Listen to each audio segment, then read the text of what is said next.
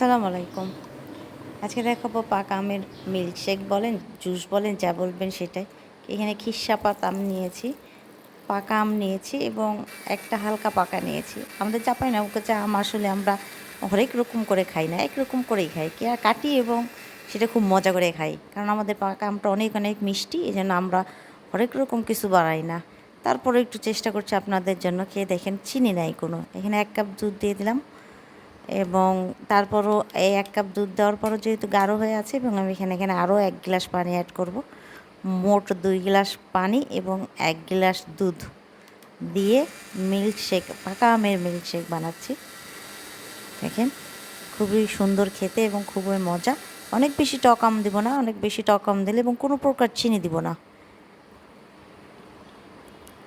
ওই যে বললাম আমাদের দেশের আম অনেক মিষ্টি, এই জন্য আমরা অনেক বেশি অনেক কিছু ট্রাই করি না, জাস্ট একরকমভাবেই খাই।